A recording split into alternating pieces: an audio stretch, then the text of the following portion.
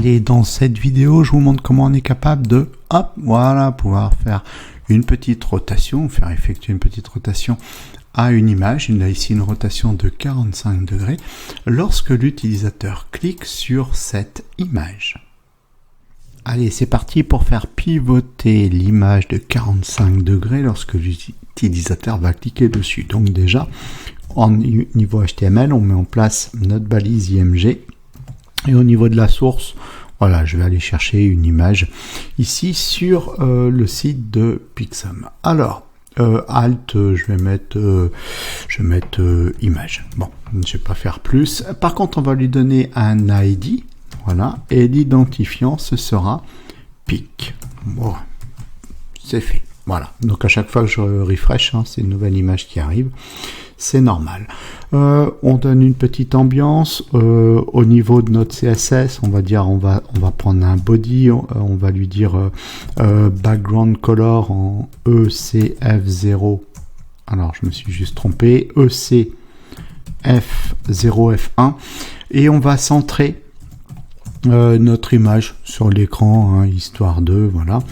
Je vais lui donner une hauteur pour que ça marche, min height de 100 VH, 100 unités d'écran. Donc du coup, le body, on en fait un conteneur à qui on va donner le display flex. On accède à la propriété justify content, on lui dit center, à la propriété align items, on lui dit center, et voilà, ça y est, c'est fait. Bon.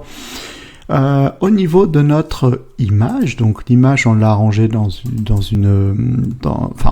on l'a déclaré comme étant un identifiant pic, donc on va aller chercher cet identifiant pic, voilà, et on va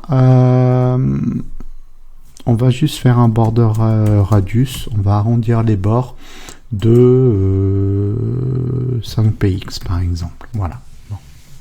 C'est tout. Alors maintenant ce que je veux, c'est quand on va cliquer sur l'image, pouf, elle fasse une petite rotation de 45 degrés. Alors comment ça va se passer? Alors déjà, il nous faut notre protagoniste. Donc c'est l'image qui a l'identifiant pic. Alors on va créer une variable qu'on va appeler pic et qui va être égale à document.getElementById. Et là, on va récupérer l'élément HTML qui a l'identifiant pic. Et ensuite, il va falloir qu'on puisse le manipuler. Petite parenthèse, si vous voulez monter en compétences en JavaScript ou autre, regardez en bas de cette vidéo, il y a un lien qui mène sur mon site avec plein de tutos et monter en compétences. Bon, donc du coup, nous ce que l'on veut, c'est écouter le clic sur l'image. Donc l'image est rangée dans notre variable pic et on va lui chaîner un écouteur d'événements. Et donc l'événement qu'on veut écouter, c'est le clic. Ça, c'est le premier argument de notre écouteur d'événements. Et le deuxième sera une petite fonction anonyme. Donc j'ai écrit le mot-clé fonction, peu importe. Alors par contre, il n'y a certainement pas de crochet. Voilà, c'est moi qui ai tapé mal sur mes touches. Bon. Alors, qu'est-ce qui se passe? Déjà, il va falloir qu'on puisse dire, hop, on fait une rotation, on va tourner. Donc, du coup, ce que je propose, c'est qu'on crée une petite variable qu'on appelle rotate. Voilà, et on va la caler à 0. On va dire que par défaut, la rotation, elle est de 0. Et donc, quand on va cliquer, eh bien, on va ajouter 45 à notre rotate. C'est-à-dire qu'on pourrait dire rotate égale rotate plus 45. Hop. Voilà, donc là, ça veut dire qu'à chaque... plus 45, ça voudrait dire ici qu'à chaque fois qu'on clique, ici, la valeur rotate prend 45. Il y a une façon plus élégante d'écrire cette ligne-là. Au lieu d'écrire comme ça, on pourrait tout simplement dire rotate plus égale 45. Et là, du coup, ça revient au même, mais c'est quand même plus élégant. Voilà. Comme forme d'écriture. Et ensuite, qu'est-ce qu'on fait? Il va falloir qu'on puisse le faire pivoter. Pour pouvoir faire pivoter une image, c'est la propriété transform. Donc, on va l'appliquer à pix. Alors, pix, ici, vu qu'on est dans l'événement qui a lieu sur l'élément pix, pour lui faire référence, on peut prendre notre élément this qui va faire référence à l'objet courant.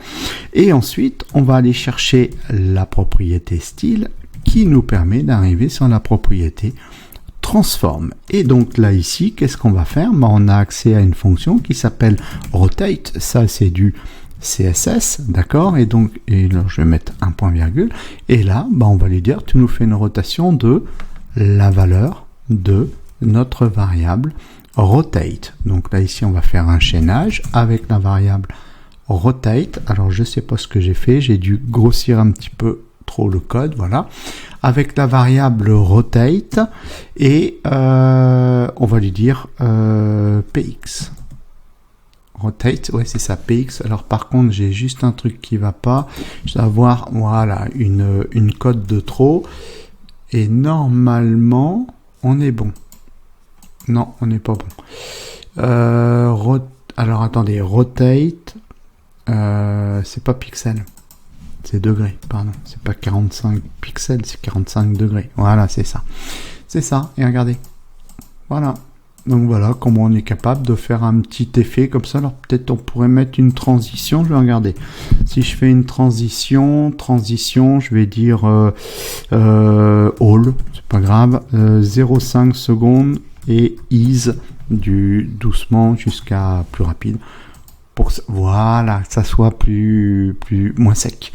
Donc voilà comment on est capable de pouvoir, voilà, faire ce genre de petit effet. Alors j'ai mis 45, vous pouvez mettre 90 degrés, vous faites ce que vous voulez, hein. Il suffit tout simplement ici de changer la valeur. Là, ici, si je mettais 90, là ici, pouf, voilà, elle fait un pivot direct de 90 degrés. Donc peu importe, faites comme vous voulez, amusez-vous, faites ce que vous voulez.